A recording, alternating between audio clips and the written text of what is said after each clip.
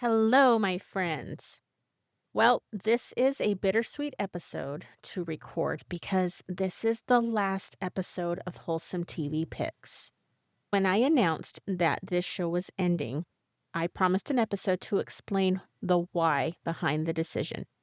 I couldn't just not publish and leave you guys blowing in the wind, especially because there are so many of you who have been with me through most of my journey. So let me get right to the point. The primary reason for ending this show is time. There simply isn't enough time in the day for me to do everything that I've been doing in my life. If you've ever thought about starting your own podcast, believe me, you cannot just hit record and publish. It doesn't work that way. Each episode of this podcast required many hours of every single day of my week.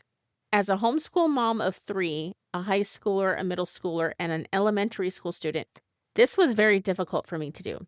I was trying to squeeze in podcasting into every single day, 7 days a week. It was rare for me to not be up until 3, 4 in the morning working on the podcast because I still had homeschooling. My husband and I run 2 local businesses in the city. So I'm also the HR rep, the payroll administrator, the taxes person, website administrator, and so much more for our businesses. On top of that, being the website administrator for 4 websites, our 2 local businesses, this podcast, and a website for a homeschool nonprofit organization that I absolutely love giving my time to, as well as learning the piano, something I've always wanted to finish because I started it as a kid and never finished it. Each episode I recorded would take me upwards of 12 to 15 hours to produce. That includes the planning and then hours editing, thinking of the episode titles, the show notes, SEO research, the transcript, and then transferring all that information to the blog post for the website, finding the image for the website, and then the email newsletter. I mean, it was a process for every single episode. And when I was scripting, I would spend 7 to 10 hours scripting my episodes. I started scripting in episode 12. And I stopped scripting in episode 59. The not scripting versions were working a lot better because I changed the way I did my intros. Thanks to Courtney Elmer's tips from her podcast. I was just so nervous on not saying the right thing and so focused on perfection and saying it the right way, using the right words. And that's why I was obsessed with scripting. So I would sit and type what I wanted to say, and it had to be perfect, and then put it through Claude or ChatGPT to help with grammar flow, organization, because sometimes my thoughts would go back and forth, and then I would think of something else, and it just took so much time. But it made editing faster. And then when I stopped scripting, the recording started to go faster, but then the editing took forever. So it's just a lot of time. I'm glad I finally learned to stop scripting because it just came out more natural. I tried so hard to make the script sound like I wasn't scripted. I tried to be as vibrant and outgoing as I could. SEO was another thing because SEO, or search engine optimization for podcasts, is equally hard to keep up with as it is for website SEO. They're 2 different things. I was doing that every 3 months as well to make sure I was on top of the keywords that worked and which ones didn't. You're competing with other shows that use the same keywords, and it just becomes this back and forth battle that you have to know where to use them and how many times to say them. And there's just a lot of facets that are involved with trying to have a successful podcast. I spent a lot of time on every episode, and I poured my heart and my soul into each and every one. Even when they were scripted, I really did put my heart and soul into them.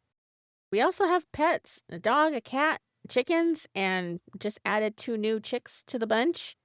and just daily life, running a household. So I don't know how I managed it, but I did.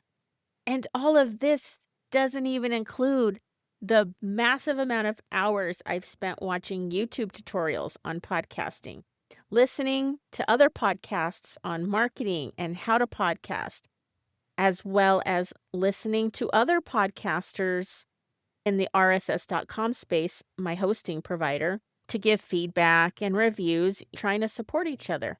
Consultations I paid for with certain coaches to help audit my show and give me tips on how to improve it.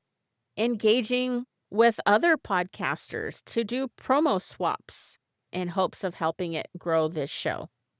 Also, time spent looking for and applying for requests on popular podcast review podcasts, applying to Apple to be featured, and so many other places to get interviews in hopes of promoting the podcast. I had a couple, but marketing is not my strong suit whatsoever. I also had my email newsletter to the little handful of podcast subscribers that I had on my email list. I knew this going in, I really did. But I guess I just underestimated exactly how much time when you want to be successful. Believe me, I love my content. I am not tired of it at all. I still have enough content to last through next summer. I can talk all day about the TV shows and movies that I absolutely love from the 80s and 70s and so on that I've been talking about through this show for the last 15 months. It's the process that I am burnt out of. And with so much money going out to produce this show and nothing coming in, it makes it really hard to continue. I wasn't doing this for the money. I never had plans on monetizing this podcast. And even though I had many people encouraging me to add pre-roll, mid-roll, and post-roll ads, as a podcast listener myself, I hate ads. The last thing I want to do is have someone new discover my show and be hit with ads. The other thing that made it hard was having absolutely zero engagement from any listeners over the last 15 months of doing this show. Nobody left me voicemails, nobody emailed me, nobody responded to my email newsletters. And it really made it hard to figure out what was working and what wasn't working on this show. I would see spikes in my downloads, and I would see shares through iMessage, which were really, really motivating for me because it was nice to see it being shared through iMessage. That was the only way I could tell it was actually being shared. Podcasting is very much about building community, and I wasn't getting any of that. So it was hard for me to know if I was making things too long. I tried not to go on too many tangents. I didn't know if my stories were beneficial, if they were too long, or if I didn't talk enough about certain things. I didn't know what my listeners wanted because nobody was giving me any feedback. So I was flying blind. I am in no way a podcast pro, but I have grown over this last year. Doing the show helped me open up more. I'm proud of what I've done. I didn't succumb to pod fade. As of today in May 2026, per podmatch.com, did you know there's a 38% chance of reaching episode 8 and a 10% chance of reaching episode 50 and a 6.6 chance of reaching episode 100? I tried so hard to make it to episode 100. I wanted that so bad. But the way I've been going with this podcast and life in general is not sustainable. And I was not a big show. This was definitely a niche podcast. And I will tell you that thanks to you who have found me or shared me, I did get up to 50 downloads an episode. So I'm proud of that. There's a homeschool mom that I admire who I consider a mentor. And she was blowing up on YouTube a while ago and moved into the podcast space with her own show that she did about 7 or 8 seasons. And then she decided to stop because she explained the reason behind her decision to stop are words that have been jumping out at me these last couple of months. And those words are, "I'm only a mom once." Now I totally understand what she meant by that. This is not the best season for me to be doing this. Maybe I'll come back in the future. I don't know. The podcast space will probably be more flooded. Who knows? I would like to say thank you to all of my listeners in Star, Idaho, Nuremberg, Adelaide, Luxembourg, Stuttgart, Singapore, Canada, Ottawa, Saskatchewan, Iqaluit, and Toronto. I apologize if I butchered the pronunciation of your city. Los Angeles, Hollywood, Winchester, Westminster, Kansas, New York, Florida, Atlanta, Wichita, Boise, Seattle, Austin, Conroe, Dublin, Denver, Stockholm, Barcelona, Naples, New York, Easley, Ontario, Washington, D.C., High Springs, Hutchinson, Lexington, Nashville, Bethel, Freedom, Flint, Holland, Muskegon, Liberty, Pomona, Phoenix, Fairfield, Oakland, San Jose, Paris, Las Vegas, Montclair, Sash or Sash, Kansas City, Davenport, Riverside, Miami, my friend in Blue Springs, you know who you are, Ann Arbor, San Francisco, Barcelona, Cardiff, Arlington, Grand Rapids, Tiverton, Fontana, Dubai, Pakistan, Jacksonville, Bayshore, Pittsburgh, Albuquerque, Coeur d'Alene, Lahore, Lucknow, Bengaluru in India, Asuncion, Washington, D.C., Cairo, Montgomery, Cornish, Albany, Vancouver, Karachi, Islamabad, Tashkent, Uzbekistan, Koj in Denmark, Wales, Austria, Montevideo, Panama City, Lima, Town and Country, Philadelphia, Fredericksburg, Auburn, Carmichael, Carlsbad, Newport, Santa Ana, Kalaheo, Nawada, India, Baghdad, Riyadh, Saudi Arabia, Nairobi, Tel Aviv, Minsk, Belarus, Johannesburg.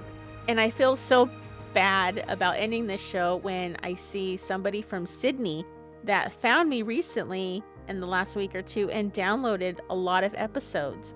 So thank you. The same with Sturminster Newton in the UK. I mean, it goes on and on. If I did not mention your city, I apologize. I'm trying to look on my analytics, but they only go back so far, so I can't see all of them.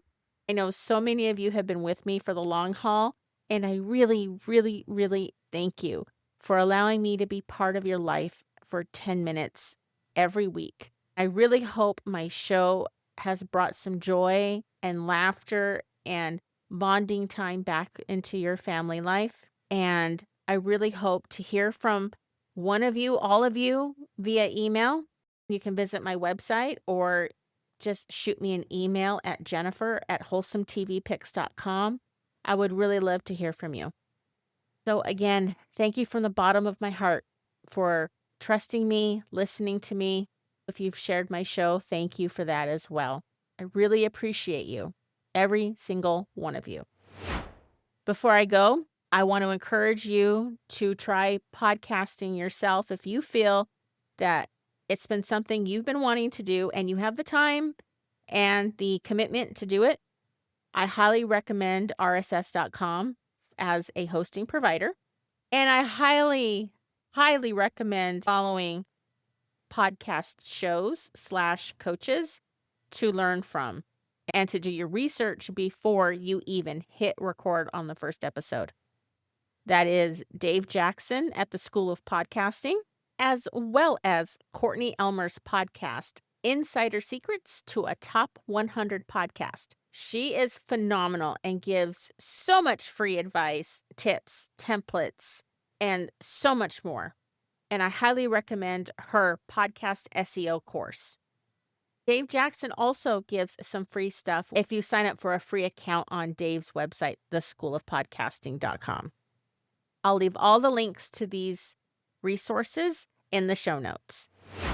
Let me leave you with a few more movie and TV recommendations.